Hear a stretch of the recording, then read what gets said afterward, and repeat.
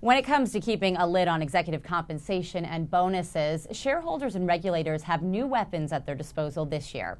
Here with a look at new governance rules from the SEC, as well as an analysis of what early proxy disclosures are telling us about compensation battles this year, is Ellie Raisin, editor-in-chief of Westlaw Business Currents, a unit of Thomson Reuters. So all the headlines are screaming the big news about bonuses being back. So the so-called fat cats can't take a breather here? Not all free and clear? Not all free and clear at all. Our analysts specialize in SEC in a way that others don't, and what I got to say here is that we're seeing early indications of some real ferment that hasn't yet made its way into the public eye, but it will. So if you're thinking that just because bonus numbers are announced this week and that's the end of the story, I don't think so. It's actually the beginning.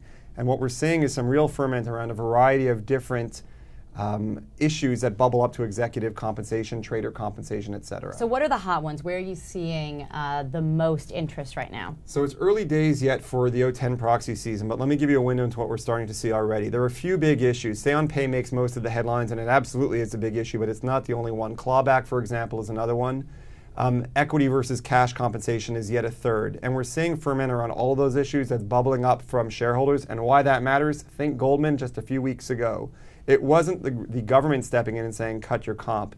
It was behind the scenes shareholder pressure that led the top 30 guys at Goldman to end up with equity rather than cash. So we've got say on pay, clawbacks, preferring stock to cash. What about this idea of superior performance, pay for superior performance? Is that coming into play right now? So it is, and it is an issue year on year where some investors put pressure on their portfolio companies and say, well, you deserve a bonus, but only if you exceed your peer group. And we're seeing that as well this year. We're seeing it moving at levels that so far are consistent with past years, but again, it's early days. Clawbacks, I think, seems to be very controversial among the banking community, of course.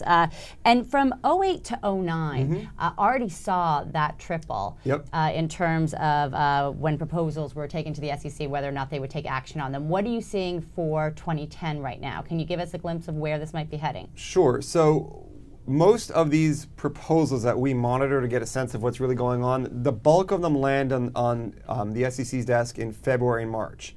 We're seeing now levels that are equivalent to all of 08.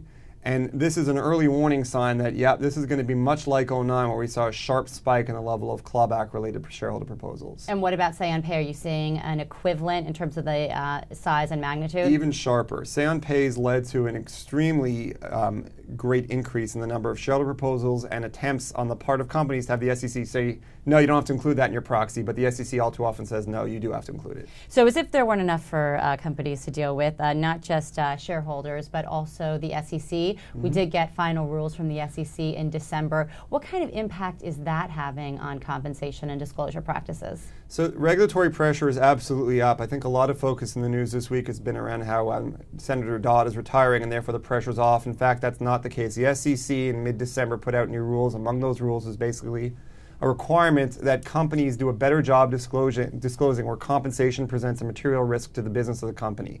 That's arrow number one in the quiver of the regulators. The other is something that was discussed over the last few days, came out in the news again today, which is FDIC proposals to basically up the premiums that banks must pay if their compensation is risky to the business overall. So you've got on the one hand disclosure-related rules, on the other hand hard and fast costs, both of which say if your risks are high, you have to disclose and pay for it.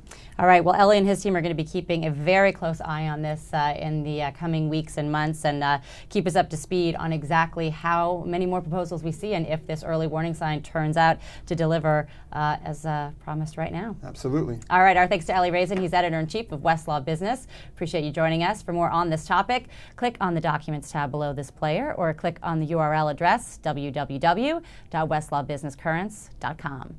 This is Reuters.